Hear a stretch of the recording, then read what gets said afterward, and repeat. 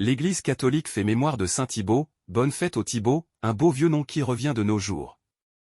Leur saint patron vivait au temps de saint Louis, le roi Louis IX, au XIIIe siècle.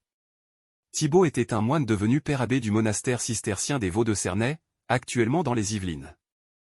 Il y avait de quoi s'occuper en cette abbaye qui ne comptait pas moins de 200 moines. On rapporte que le moine Thibaut, et même quand il fut devenu supérieur, était toujours le premier levé et le dernier couché, balayant les couloirs, nettoyant le retrait, portant le mortier et les pierres aux maçons. On relate aussi que le roi Saint Louis, qui resta longtemps sans enfant, attribuait aux prières de saint Thibaut le bonheur d'avoir pu fonder et élever une famille nombreuse, avec son épouse Marguerite de Provence. Il eut 11 enfants dont il fut le père attentif et exemplaire. Saint Thibaut, né à la fin du XIIe siècle, termina sa vie terrestre en 1247, ses reliques sont vénérées en l'église de Cernay-la-Ville. Le prénom Thibaut dérive de Théobald qui, selon l'étymologie germanique, a le sens de peuplé et audacieux. La sainteté n'est pas un sport. Citons une réflexion de Gérard Huyghe dans Équilibre et adaptation, la sainteté n'est pas un sport où triomphe le héros, mais une aventure où sont comblés les petits et les humbles.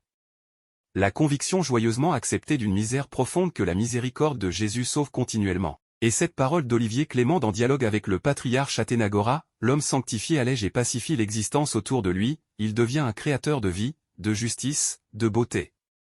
Saint Thibaut, priez pour nous. Évangile. Ma fille est morte à l'instant, mais viens, et elle vivra, Alléluia.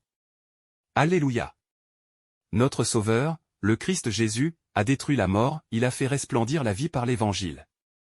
Alléluia. Évangile de Jésus-Christ selon saint Matthieu. En ce temps-là, tandis que Jésus parlait aux disciples de Jean le Baptiste, voilà qu'un notable s'approcha. Il se prosternait devant lui en disant, « Ma fille est morte à l'instant, mais viens lui imposer la main, et elle vivra. » Jésus se leva et le suivit, ainsi que ses disciples.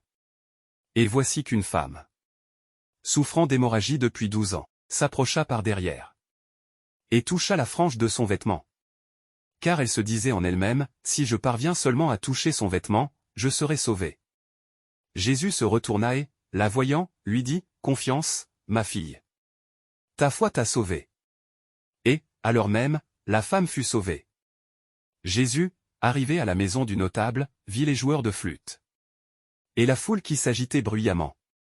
Il dit alors, « Retirez-vous. La jeune fille n'est pas morte, elle dort. » Mais on se moquait de lui.